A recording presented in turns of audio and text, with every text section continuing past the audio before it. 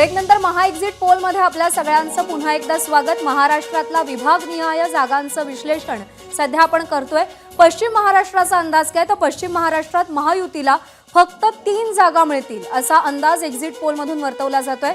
पश्चिम महाराष्ट्रात भाजप आणि शिंदेंच्या शिवसेनेला केवळ एक जागा मिळेल असं एक्झिट पोल सांगतोय। तर पश्चिम महाराष्ट्रात शरद पवारांच्या राष्ट्रवादीला 4 जागा मिळतील असा अंदाज वर्तवला गेलाय, तर काँग्रेसला 2 जागा मिळण्याचा अंदाज आहे। पश्चिम महाराष्ट्रातल्या 10 पैकी 7 जागा महाविकास आघाडीला मिळतील असा अंदाज वर्तवला जातोय।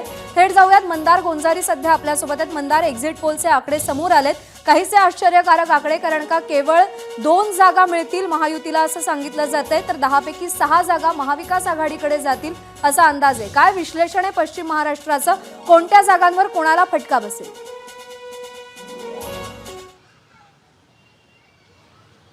या विश्लेषणासाठी पुण्यातील ज्येष्ठ पत्रकार आपल्या सोबत आहेत।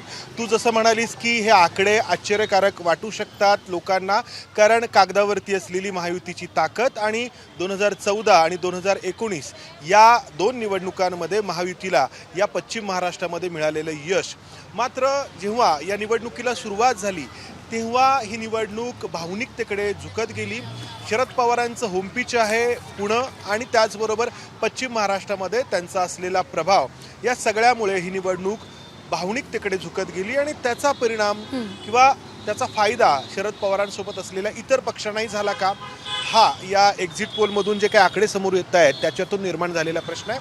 आपण सुरुवात करूयात। आपल्यासोबत हिंदुस्तान टाइमचे योगेश जोशी आहेत, लोकसत्ताचे सुजित तांबडे आहेत आणि पुढारीचे ज्ञानेश्वर बिजले आहेत। तर योगेश, ही आकडेवारी आपण पाहिली, तुझं या सगळ्याबाबतचं ॲनालिसिस आणि तुझी आकडेवारी काय आहे? या 10 जागांची विभागणी तू कशी करशील?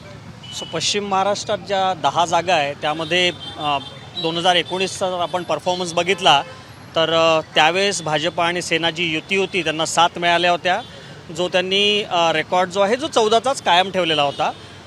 यावेळेस जसं मंदार तू म्हणालास की बरेचसे फॅक्टर्स होते, विशेषतः 2 पक्ष फुटलेले होते, शरद पवारांचा पक्ष फुटलेला होता आणि जशी निवडणूक पुढे घेत गेली शेवटच्या टप्प्यात पोहोचली तेव्हा एक सुप्त सिंपतीची लाट शरद पवार किंवा त्यांच्या पक्षाच्या बाजूने जाताना दिसली आणि त्याचा फायदा महायुतीला होताना दिसतो आहे, महाविकास आघाडीला होताना दिसतो आहे। तर महायुती जरी 7 निश्चित निवडून येणार नाहीत, त्यांना इथे नुकसान होईल, तरी ते नुकसान फार हे होणार असं मला वाटत नाही। मूळ मुद्दा आहे की कोल्हापूरची जागा आहे ती मला असं वाटतं काँग्रेसला जाताना दिसते आहे। बारामतीची जागा जिथे आत्ता तरी सगळ्या सर्वेमध्ये आणि ग्राउंड लेवलला ज्यांनी कव्हर केलेलं आहे असं दिसतं आहे की सुप्रिया सुळेंना तिथे थोडासा ॲडव्हान्टेज आहे, पण त्या पलीकडे मला असं वाटतं पुणे असेल, मावळ असेल किंवा सोलापूर असेल किंवा अजून सातारा असेल, या जागी महायुतीच्याच उमेदवारांना फायदा होताना दिसतो।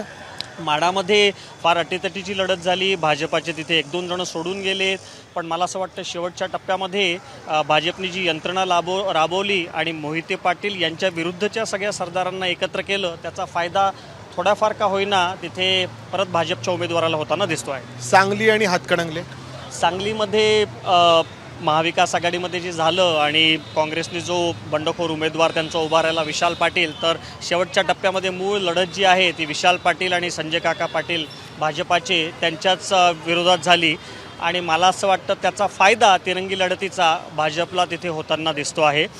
हातकणंगलेमध्ये परत तिरंगी लढत झाली, तिथे राजू शेट्टी जे आहे स्वाभिमानी पक्षाचे ते होते, उद्धव ठाकरे यांचं शिवसेनेचा उमेदवार होता आणि एकनाथ शिंदेंच्या शिवसेनेचा उमेदवार होता।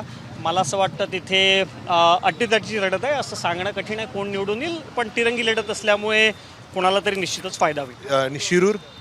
शिरूरमध्ये मला असं वाटतं सुरुवातीला असं वाटलं होतं की अजित पवारांच्या राष्ट्रवादी काँग्रेसला तिथे फार सोपी असेल निवडणूक, परंतु ज्या पद्धतीने अमोल कोल्हे यांनी प्रचार यंत्रणा राबवली आणि एक नरेटिव्ह शेप केला, नरेटिव्ह चालवला, त्याचा निश्चित त्यांना फायदा होताना दिसतो आहे। त्यांचं वक्तृत्व असेल, त्यांनी केलेली ॲक्टिंग असेल, या सगळ्यांचा एक परिणाम निश्चितच उमेदवाराच्या फेवरमध्ये, त्यांच्या फेवरमध्ये होताना दिसतो। आपण असं म्हणू शकतो की पश्चिम महाराष्ट्रातील 10 पैकी 3 जागा तुमच्या मते महाविकास आघाडीला जाऊ शकतात, एक कोल्हापूर, एक बारामती आणि एक शिरूर जी आहे ती, आणि इतर ठिकाणी महायुतीला संधी आहे असं यांचं म्हणणं आहे. आपला जो ABPचा जो काही एक्झिट पोल आहे त्याच्या अगदी उलट योगेश जोशी यांचं मत आहे. आपल्यासोबत ज्ञानेश्वर बिजले आहेत. सर, तुमचे आकडे सांगा आणि त्या आकड्यांपाठीमागची कारणं सांगा. माझ्या मते महाविकास आघाडीला 7 ते 8 जागा या भागात मिळतील आणि 2 ते 3 जागा या युतीकडे जातील असं दिसतंय. मग हे जरा फोड करून सांगा की कुठली जागा कोणाला भेटेल. पुणे जिल्ह्यातल्या ज्या 4 जागा आहेत यामध्ये पुणे शहरात भाजप पुढे राहील, पण अत्यंत चुरशीची लढत पुण्यात होईल. बारणे हे जे विद्यमान खासदार आहेत शिवसेनेचे होते, त्यामध्ये बारणे पुढे यश मिळवेल असं दिसतंय आत्ता चित्र. शिरूरमध्ये आणि बारामती या 2 मतदारसंघामध्ये राष्ट्रवादी शरद पवार गट हे जातील आणि सुप्रिया सुळे आणि विद्यमान खासदार कोल्हे हे दोघं निवडून येतील. पुणे जिल्ह्यातल्या 4 लोकसभा मतदारसंघांमध्ये 2-2 अशी बरोबरी होईल. हां, आता आपण पुढच्या पश्चिम महाराष्ट्रातल्या जिल्ह्यांमध्ये जाऊ. सातारामध्ये तुम्ही गेला तर सातारामध्ये परत राष्ट्रवादी ही त्यांची जागा टिकवेल. तिथला उमेदवार त्यांनी बदलला आहे, शशिकांत शिंदे, ते निवडून येतील असं वाटतंय. आपण कोल्हापूरमधल्या 2 ज्या जागा आहेत त्या गेल्यावेळी शिवसेनेने जिंकल्या होत्या. त्यामध्ये हातकणंगल्याची जागा ही शिवसेना उद्धव ठाकरे गट जिंकल आणि कोल्हापूरची जागा ही शाहू महाराज हे काँग्रेसचे जिंकतील असं वाटतंय. अलीकडे आपण सांगलीत आलो तर सांगलीची विशाल पाटील गेल्यावेळी निवडणूक लढले होते, मात्र यंदा त्यांनी बंड केल्यामुळं आणि वसंतदादा पाटील घराण्यावर अन्याय होतोय काय ही जी भावना निर्माण झाली त्यात सहानुभूती विशाल पाटलांच्या बाजूने उभी राहील आणि तो त्यांना बेनिफिटमध्ये गेलेले आहेत. गेल्यावेळी जर विचार केला तर वंचित विकासनी गोपीचंद पडळकरनी तिथं 2.5 लाख मतं जी घेतली होती, ती यावेळी तिसरा घटक नसल्यामुळं किंवा चंद्रहार पाटलांच्या मागं फार कोणी नसल्यामुळं यावेळी विशाल पाटील विरुद्ध संजय काका आणि संजय काकाचे 2 वेळा खासदारकीच्या विरुद्ध जे असले अँटी इन्कम्बन्सी याचा फायदा विशाल पाटलांना मिळेल असं वाटतं. ते अपक्ष निवडून येतील. सोलापूरमध्ये सुजित, तुमची आकडेवारी काय? म्हणजे यांनी म्हटलं की 2 जागा ज्या आहेत त्या महायुतीला पश्चिम महाराष्ट्रामध्ये अपेक्षित आहेत.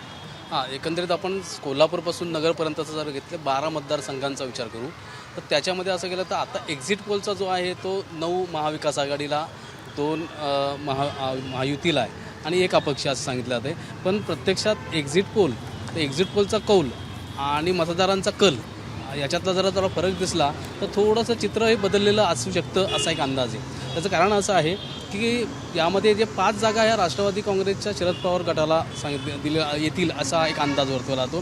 त्याच्यामध्ये 2 ज्या आहेत त्या म्हणजे पुणे जिल्ह्यातलं शिरूर आहे, बारामती, त्यानंतर सातारा ही सांगितली जाते, नगर ही येऊ शकते आणि म्हाडा. तर यातला म्हाडा वगळता बाकीच्या 4 ठिकाणी जर बघितलं तर चित्र जरा थोडंसं चुरशीचं आहे. तिथं असं म्हणू शकत नाही की हाच पक्ष येईल. त्याचं कारण असं आहे, शिरूरमध्ये जी स्थिती आहे किंवा बारामती, खास करून बारामतीमध्ये पूर्ण एक्झिट पोलचा कल असेल किंवा हे जो काय सांगितलं जातं की सुप्रिया सुळेच निवडून येतील.